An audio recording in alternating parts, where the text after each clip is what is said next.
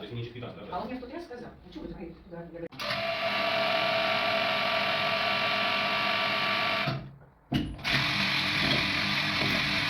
Евгенович,